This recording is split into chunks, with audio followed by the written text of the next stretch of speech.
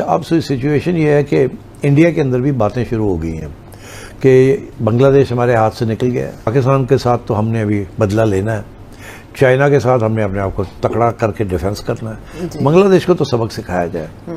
भारत ने जमीनी तिजारत मुअत्तल की, भारत ने वीजों पर पाबंदी आयद कर दी, भारत ने जो बांग्लादेशी वहां पर मेडिकल वीजाज पर थे उन्हें वापस भेज दिया। ये भूखे बंगाली कौन कहता था? ये दो टके के बंगाली किसने निकाली थी? ये टर्म हमने निकाली थी ना।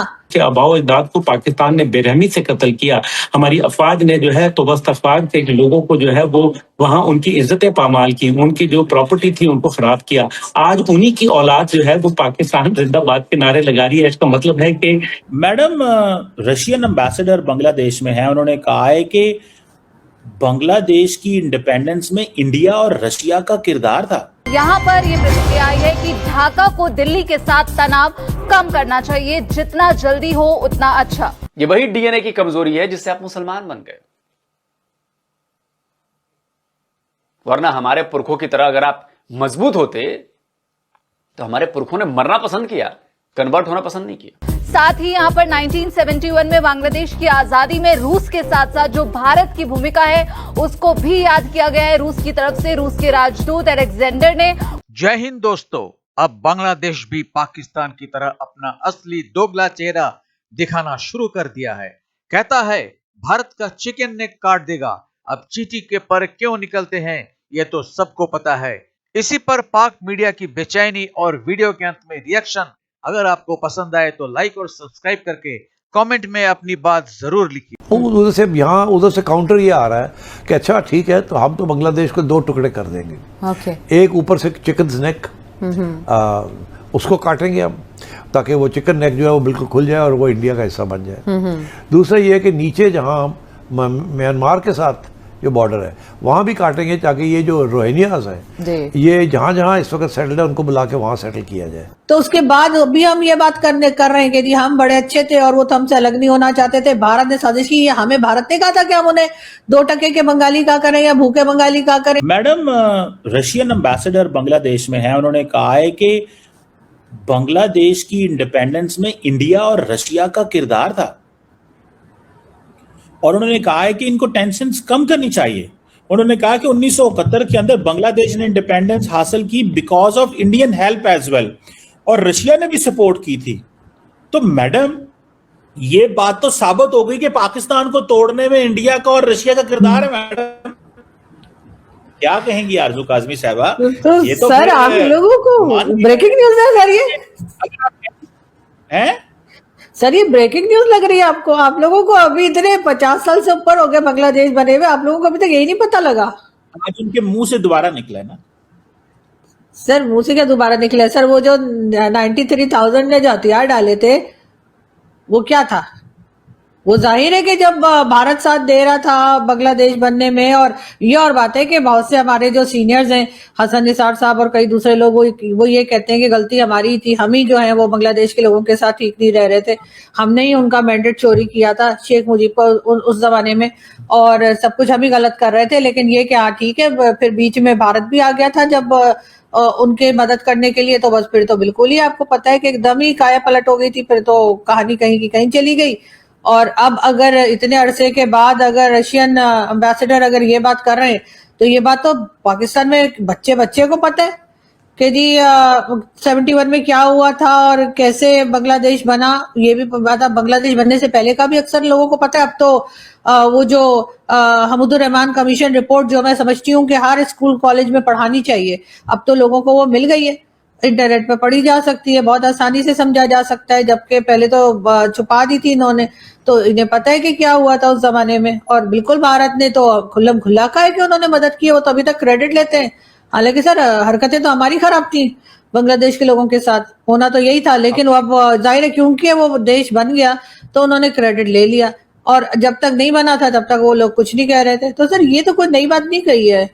इंडिया की पूरी कोशिश है कि डिरेल किया जाए, डिस्टेबलाइज किया जाए बांग्लादेश को, और इस किस्म की जो हादसे हैं ये होंगे। और मगर बांग्लादेश के अंदर जो मूड है आवाम का, स्पेशली यंग स्टूडेंट्स का, वो इट्स वेरी एंटी इंडिया।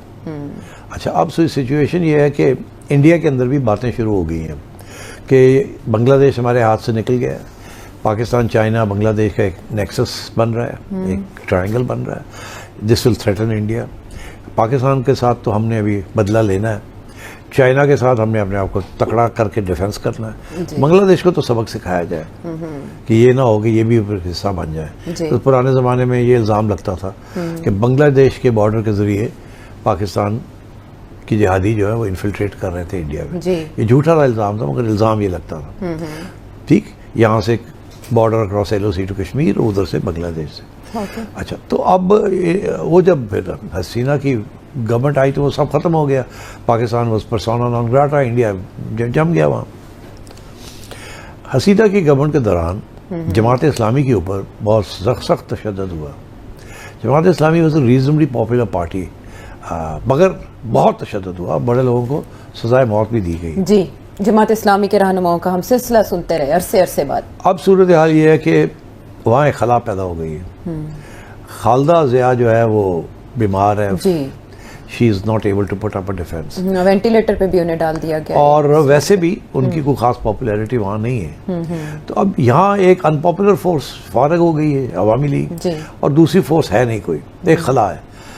जो लोग देख रहे हैं इस चीज़ को, उनको ऐसे लग रहा है कि अगली इलेक्शन में जमात इस्लामी शायद इलेक्शन ना जीत जाए, या बहुत बड़ी अक्सरियत के साथ या बहुत बड़ी सिग्निफिकेंट वोटिंग के साथ वो पार्लियामेंट के अंदर आके गवर्नमेंट को, अगर ऐसी सिचुएशन होगी तो इंडिया तो मर जाएगा। तो वो तो फिर एक इस्लामी मुहाज खड़ा हो जाएगा अगेंस्ट इंडिया जी। तो आई थिंक, और पाकिस्तान के साथ तो बिल्कुल सेट हो जाएंगे वो।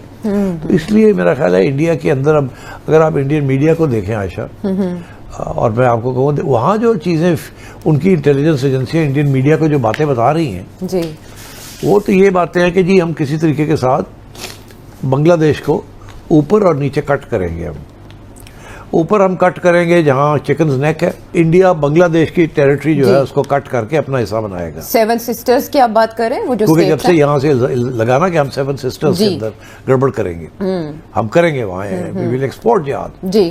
तो ये भी उस समय यहाँ लोगों ने कह दिया बांग्लादेश के अंदर जी, बिल्कुल। नेशनल सिटीजन पार्टी के लीडर हैं, उनका बयान बहुत चला इंडिया में। उधर से यहाँ उधर से काउंटर ये आ रहा है कि अच्छा ठीक है, तो हम तो बांग्लादेश को 2 टुकड़े कर देंगे। एक ऊपर से चिकन नेक, उसको काटेंगे हम ताकि वो चिकन नेक जो है वो बिल्कुल खुल जाए और वो इंडिया का हिस्सा बन जाए।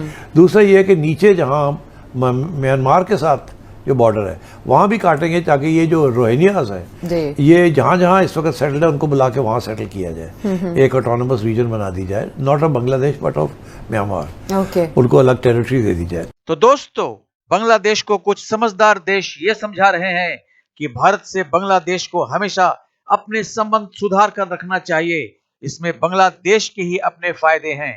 फिलहाल बांग्लादेश में रूसी पुतिन सरकार के एम्बेसडर गिगरेबिच खोजी ने अपने बयान में ये कहा कि बांग्लादेश को ये बेमतलब के टेंशन को जल्द ही खत्म करना चाहिए अपने ही स्वार्थ के लिए। उन्होंने आगे कहा कि बांग्लादेश को 1971 में आजादी दिलाने में भारत का सबसे बड़ा हाथ है, इसे गंभीरता से बांग्लादेश को समझना पड़ेगा। इसे जितनी जल्दी बांग्लादेश का दिमाग समझ जाए उतना ही अच्छा है। ये बांग्लादेश के खुद के उन्नति के लिए बेहद फायदेमंद रहेगा।